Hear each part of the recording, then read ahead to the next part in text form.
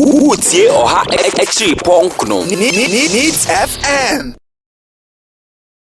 Or sign double up as a deputy general secretary for the MPP. Nana Obri Boahi. Nana Yamwaho. So, that is I. Nana Wadaroma, me down, me show. Yo, Yamadaroma, ye. Anunti, the one no say. Nana, Cecilia John Dramani Mahama. Ana wakwa kodru na lerigu ekwo na yiri ahemfie wonam kwan mu ko yesi school nurse fo ma bia koto ahye no so ena John ye dawase o John ye pawche o John ye pawche o ogodu ahemfie okra de akon wo makoye nkotodwa anim ema ikotwane obi ana ho odwane obi akotodwa anim esu yakobutu musia mu ene se ye pa John che ye pa John Dramani Mahama che nana we ebom pusa. Wow, I'm afraid. Oh, Nana ya wa papa. When was here for more? Obi ayi nasum wadaroma. As usual, Obribo, me don't call memory lane. 77, now champion your union government. Family no massive people's movement for freedom and justice. Now I'm not Kufado, I think he was a deputy general secretary because now I said. Dr. Beda Samoa and the late of him. A champion choir. Na magazine for boys, no FTM. Yampuna Union Government, the Impel. No much. No more about TV show. On say magazine for Gia champion atumpa. A chap of Boshingania. Now, man for a year, Union Government, ya jam, ya some ya general much. I mean, we've gone past these things. So be it to say, Mahu, Buzia Daka, Ayama, Bedema Daka, Emuhe, I mean, let me get a parameter. I didn't know some President Mahama, former President Mahama, or Kona Rungu, Nasuku Phobia Kobunko today, President Mahama, Ayaboni, Francis Mahama, for your bonnet chain. No, because when the weather crowd is one coming and can twasso.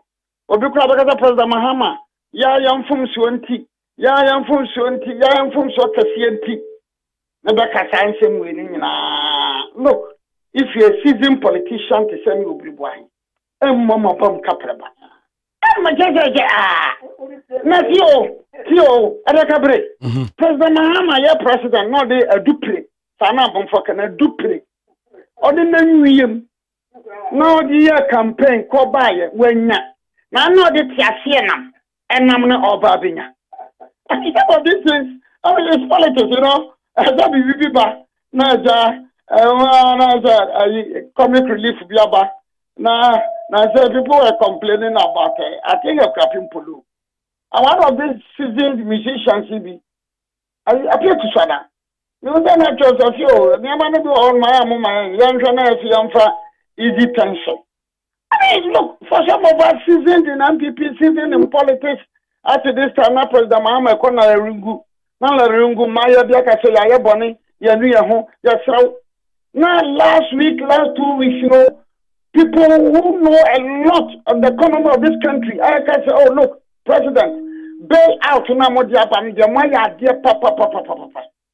Bail out na Modiaban, Maya dear papa. The same receivership are more appointed, and then Yama Cosmoya, yes, and Kagana economy, no, the beer the Quaco, in Kenya, Sankatwa.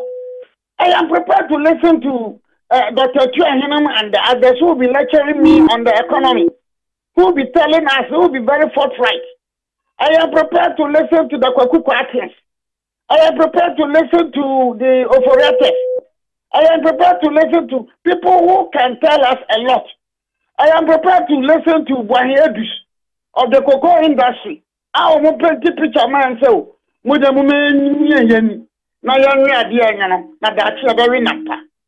I mean, don't you see that? Yes, I'm prepared to listen to the Governor Bank of Ghana. So Ghana, now I say, Far banks, young banks, and microfinancing around 2013, 2014. Now I say, you can't answer my yanka. I am prepared to listen to the Kofi and Wabins. I don't know, UT Bank, cry your CEO. In fact, now microfinance licenses were being issued left and right and center without regulating all these things. So, Adakabre, wo tie mi o wo streaming live o me mama no mo hu na we ya dia ehu we gone past that here edru mi bi ya chairman get suspended no your general secretary get suspended no your second vice get suspended no nyane da ka no say o nanado o mother nanado bada no waba party kura wantini anhwe so nanado yiyemu o na say na ba umia ye say and we are in power. I'm not for Fedia. And I just can they'll be thinking of this. And I acquire was wagon. And I acquire winning. Look at the cabaret, we have a lot to discuss. We have a lot to debate. I don't know if you war Pinker, acrophone or chicrum. Apia Penkraho. Very good. Na osha oboase kuro dina age oboase etime fa for me na kwan a ye fa so utimu se kwan no nya na waba besi tutuka na wapai na ukwa kofom na ohwe kwan no look Ghana any MPP as a party no I want a concentration ho President Muhammad I can tell you I'm not boasting I'm not running down he's a paperweight for us in politics no paperweight and you're lightweight. Me paperweight in politics. Now, what go for sir? Obuasi kwani so? Kwani we are thinking of say kwani ebereni aye. Yen na aye adwena ho. Now the president Mahama come my bia ko bungo tege. Ma brother ka tell say mrenka ban kan to aso say ya yam from so nti. Ya yam from so ti ya yam from so kefie nti ban kan to aso. Ase kalek. Mra maya na ban kan san to aso. Now we yame aba. Better man pagina na don't to man pagina. Better party kura when timun come mum. But look, don't there's Mugabe num trial from Shua. And yeah, bet you were Mugabe num. Similarly wrote a lot of things about Nanado. Similarly, African Watch, we are sitting in Akari, Nanado Yare, or Timayaman Panini, and Nanado Abba, similarly Wafari. There were serious issues to discuss in this country. Most of our roads are not motorable. Interest rates are high. Banks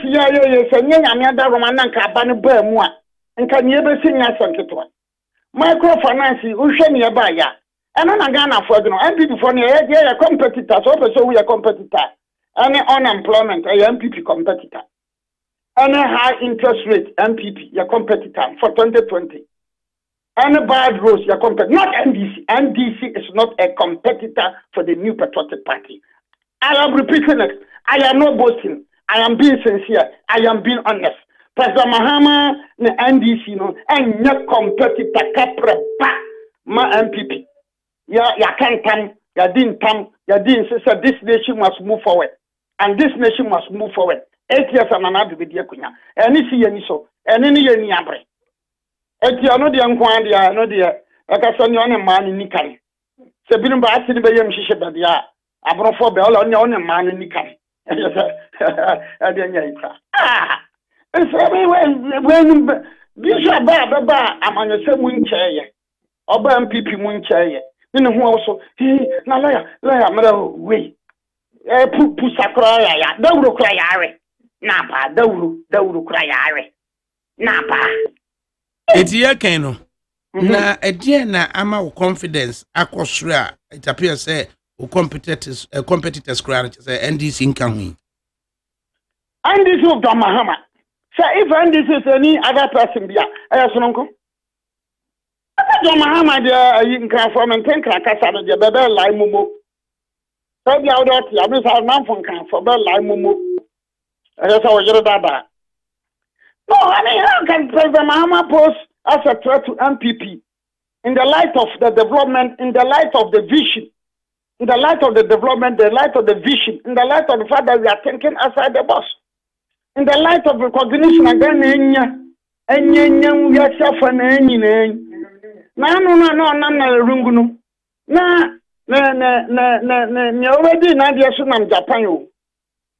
Toyota or Sunshine. Usha Alantromatina na sensan. Toyota eba Africa hano. Baby da salatin Ghana ka ho. That week na President Kofo Nanado abadi akire Switzerland, Bawuya, no Amasaman. The whole United Nation, ACC Adana, Ghana, and Kenya. And Ghana, and Kenya.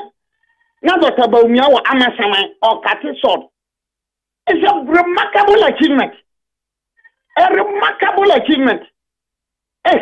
In the other day, I never be a Bibi Bosubina Yatram, and also Fubinatram, Mramana, some Bermuache. Yamana, some Anya Bako, some Osha Wachi. Why baby, I didn't answer what me I can you winning. Nti can Kamanu, some. a dear motivating necessary no more ye domo ye no. I hope it's about President Mahama on one Chrome Bolle. Na NDC was a single candidate. Now, the Kotaba NDC will be a Yinabino. Kotaka results in the Bruman 20 piano. On one Chrome Bolle.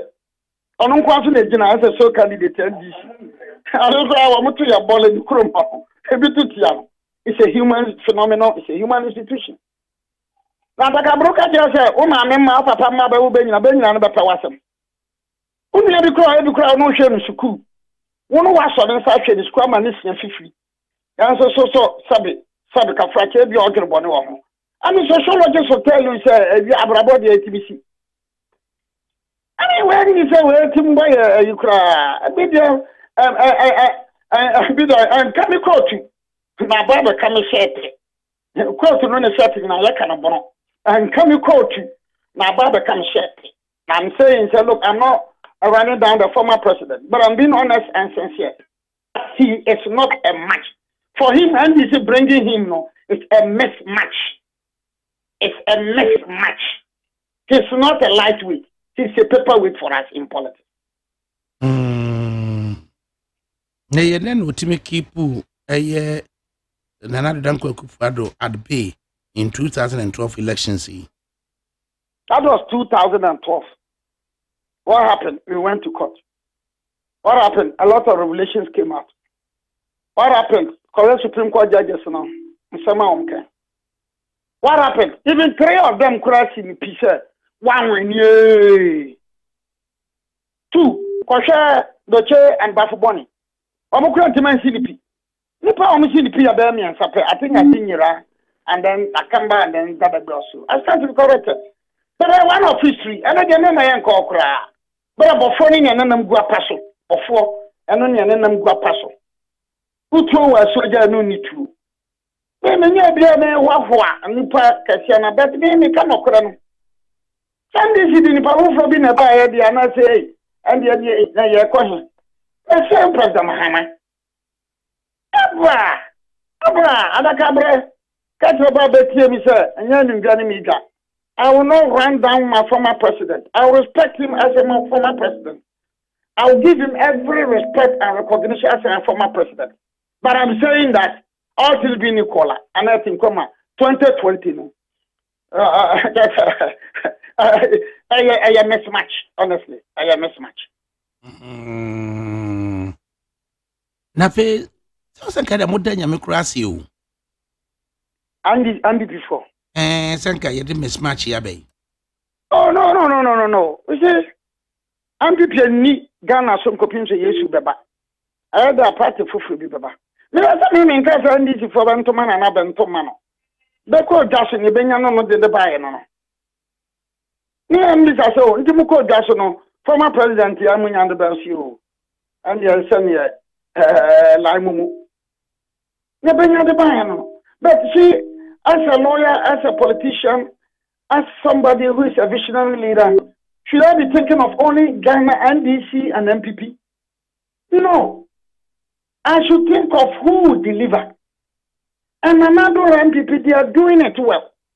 At least they are human beings. Seem to be babamu. Wamu nyaso abofo. But I look at the animal. Buy idea. Buy idea. Buy bobe humodene. Wamu bo humodene. So what you say? Nyama MPP nkwa. Na nya NDC nkwa. Main kanko. And they say, United Nations, you possess Southern Africa, Ghana, and Kenya. Toyota, Simaba, where Simaba? Can I know move car power from Tamatu Takrad. These are some achievements of the government. On cost setting. Over today, I see where Koso. I see Ghana, you say, where is the Ghana? Where is the Shani get Ghana? You see a bomb basso. HSA. Ya member, you know, you nipa kura, but say any paminum, you seem to bet my bem was into woman. I had that he's good. He's doing it. He's on top of things. He's on top of things. MPP yard there. Minka MPP is rubber but the Sukokshan, there be. But okay, Kabomwa. MPP as a party, so they yard there. One more yard there. One more yard there. And the man slow. You see me man slow. No, so Minka said the MPP for Munya campaign. Monkoda, there be. It's only people ornament so to cry not in one. One Barin says sorry. O Nimsen so crato. That's all Berino. Hey, who says Suoto? Suoto not him, I just saw Berino. Hey, sorry, I'm someone who says Suoto. So MPP should go all out. A business I make up by am and 742 me for see a phone call or to Cromun. Me for say, Obuasi Pesca go Crumpa and Mokwani. I brought your Quanicra, yes, Obuasi. I brought your Quani. Mechanical. Where do crack at so? Now, send your family and Quantana and Calco for a or a Dumquaquan and Calcoshi of Washi Crumbia and Calfor by 4 Crabasy. I must be worried about that. I must be worried because a mining town. Nasa Quani is here. That's the same I don't say. A foreign companies in the Bani of the same contract now. Young Shani and Fadi Kika home. Social responsibilities and young Shani here. Social responsibilities, there's also Ecuador, Oko Venezuela. Social responsibility, but she been a better number of Washi Kromnu acquiring tag. A kind social responsibility zone. Now you have a back Kenya say, now free Kenya say, number one, a coffee dear million futura. Next, I go where we are singing a year to Kenya. No, you are crying near be a wa. Then you are answer by, Fabulous man, people, Fabulous man, DC. Problem my young those of us who are doing politics. So next time, no agreement and was a moon fee money. Moon fee money. Now, no touch it, the son, Madame MPS case in the crowd, and on a mechanic. MPS case, how you am with a fee. MPS, Yamia Duma, Echina. There's a mammy. Makota Maho, many Bimakosh. Oh, what's it? Lawyer. Agreement, you know. Agreement we bad yeah. Now the American broke very share. Kosher legal issues from by an attack.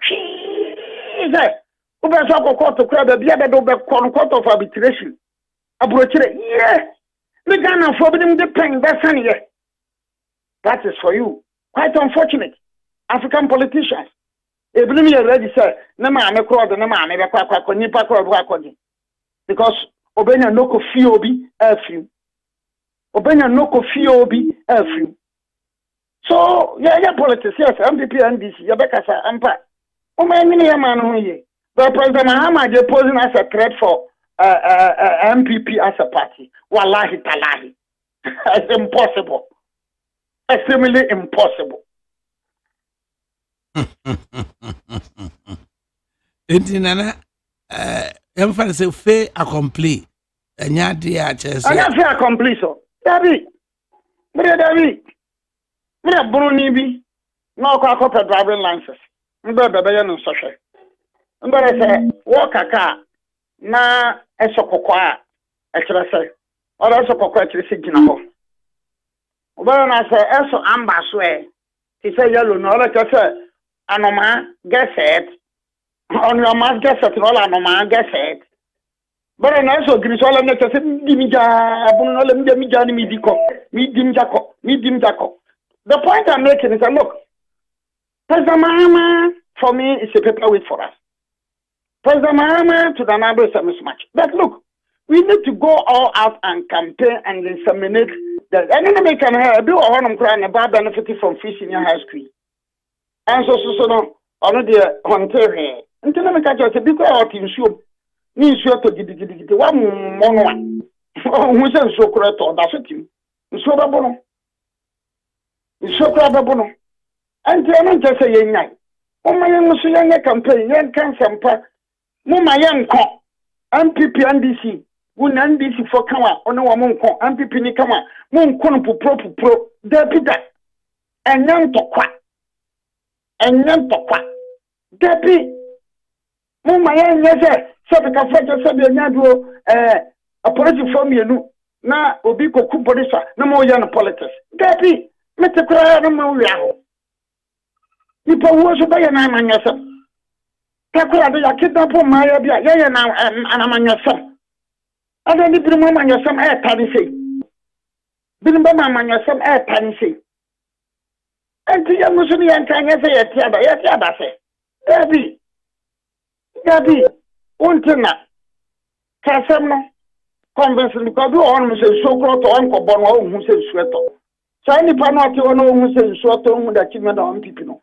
Kono ko catch and say MPP ni ya yeni can some much no what has here eti na say ya tiada ya ntenna we will go on ya bekasa ya betu for bobi ankon tokwa President Mahama de yo all wa ba ya ati jana no beko but me kasa me as an individual obi some say na na de pa me hawo MPP aka je say President Mahama Dinum bebra ba wi shuku abako shuku awi abetifia benya adwuma unemployment joblessness and a positive threat high interest rate and a positive threat obi agware hwana no PPA asemu ya bai na yampa obi akoje contact na obi akoje mo waton na ye kate corners na ye